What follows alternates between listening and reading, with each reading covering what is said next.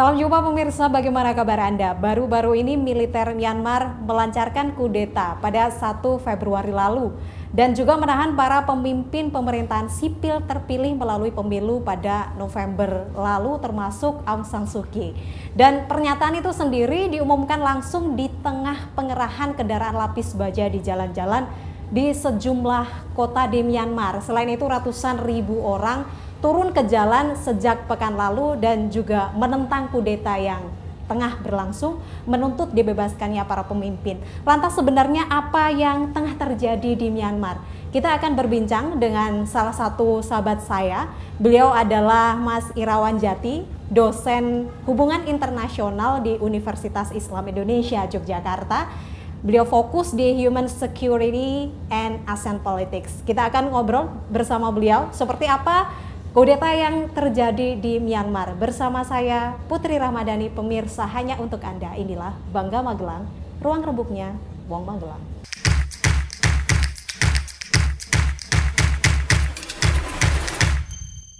Pemirsa, seperti biasa saya ingin mengingatkan bagi Anda yang belum mendownload aplikasi GPM Stream, segera download aplikasi GPM Stream sehingga Anda bisa menyaksikan tayangan Magelang TV hanya dengan satu genggam handphone kesayangan Anda. Dan juga jangan lupa untuk follow Instagram kami di @magelangtv dan juga subscribe YouTube official kami di @magelangtv. Seperti yang saya sampaikan tadi, saya terhubung dengan Mas Jati melalui aplikasi Zoom. Assalamualaikum warahmatullahi wabarakatuh, Mas Jati, apa kabar? Waalaikumsalam. Di sini. Senang sekali hari ini bisa berbincang dan ngobrol sama Mas Jati. Alhamdulillah sehat-sehat ya Mas. Karena yang penting kalau di hari-hari ini nih yang penting sehat. Ya betul Mbak, Insya Allah sehat. Insya Allah Mas. Seperti yang tadi saya sampaikan ya dengan tema kita hari ini. Ini sepertinya kalau saya boleh bilang Mbak Candu ya, berulang. Seperti kecanduan gitu, Mbak Candu, terulang lagi dan lagi gitu. Kalau mengingat sejarah Myanmar, di mana kudeta ini sering kali terjadi dan terjadi lagi begitu di tahun ini dan dimulai dari 1 Februari. Sebenarnya seperti apa kalau kita menengok dari sejarahnya itu sendiri, Mas Jati? Baik, terima kasih Mbak Putri. Jadi tadi sudah disinggung sedikit sama Mbak Putri bahwa memang kudeta yang terjadi di Myanmar yang terjadi kemarin pada tanggal 1 Februari 2021 itu bukan merupakan kudeta pertama ya. Kudeta yang pertama dulu yang menggantikan sistem monarki di Myanmar terjadi tahun 62 ketika pemimpin militer Myanmar berhasil menggantikan posisi raja menjadi kepala negara, sehingga pada saat itu Myanmar berubah menjadi sistem pemerintahan yang sebelumnya monarki menjadi yang kita sebut junta militer kalau dalam bahasa politik. Nah setelah sekitar 50 tahun, kemudian tahun 2011 kemarin dengan dukungan masyarakat internasional terutama juga dari ASEAN, maka Myanmar sudah mulai bisa membuka diri dengan melakukan pemilihan umum secara terbuka sebagaimana yang biasa dilakukan oleh negara-negara yang demokratis. Tetapi di dalam konteks transisi demokrasi di Myanmar itu masih menyisakan ruang bagi faksi militer untuk berkontribusi secara aktif di dalam politik. Ya, dalam konstitusi yang disepakati sebelumnya dinyatakan bahwa dalam konteks pemerintahan demokrasi ini faksi militer itu masih memiliki hak 25% utusan dari militer yang itu ditunjuk langsung oleh pimpinan militer. Sedangkan 75%-nya itu diisi dari faksi-faksi partai politik. Yang kemudian tahun kemarin ketika terjadi pemilihan umum yang berikutnya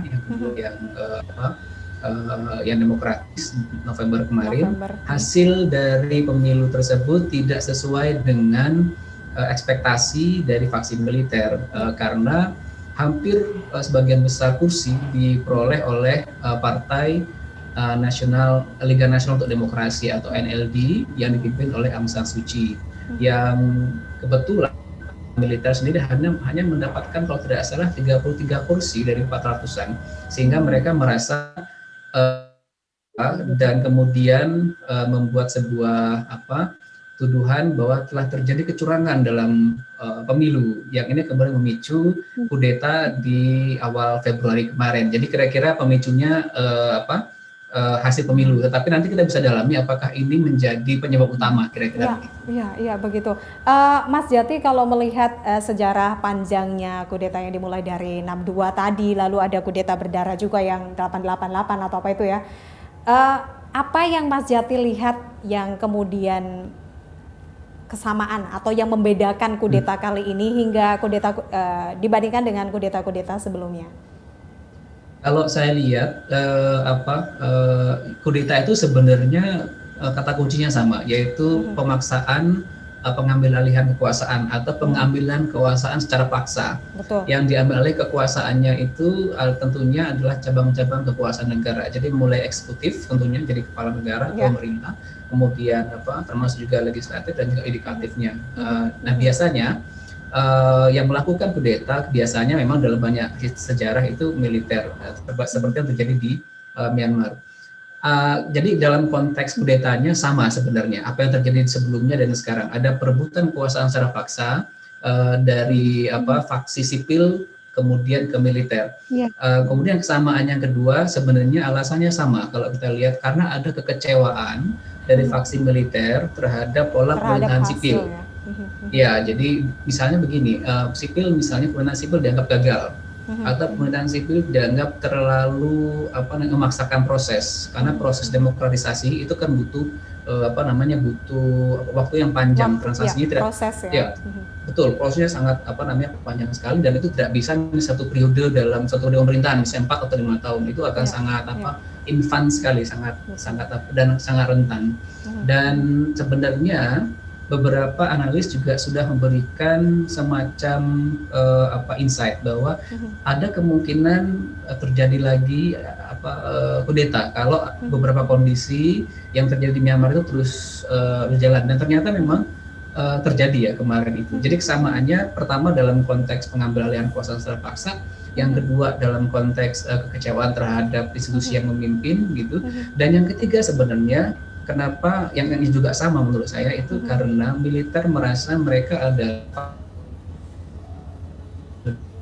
dan dianggap sebagai pihak yang paling nasional, sehingga mereka bertanggung jawab untuk menyelamatkan negara. Jadi kira-kira kesamanya itu.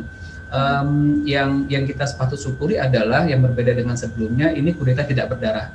Itu yang cukup melegakan, karena kalau disertai dengan pembunuhan political leader parties itu akan sangat bahaya, karena akan trickle down efeknya akan bahaya. Jadi kalau misalnya pimpinan partai atau presiden atau eksekutif kemudian dihabisi secara fisik atau dibunuh, maka itu akan berpengaruh sampai ke bawah, karena pendukung dari partai politik yang merasa dirugikan juga akan melakukan balasan. Ini yang sangat kita tidak inginkan. Yang syukurnya tidak terjadi di Myanmar. Tapi sebenarnya terjadi juga pada demonstrannya, Mas. Kalau tidak salah ada satu penembakan pada demonstran di kepala, itu juga cukup miris. Nanti kita lanjutkan setelah jeda pariwara berikut ini, Mas Jati. Pemirsa, jangan beralih dari tempat duduk Anda.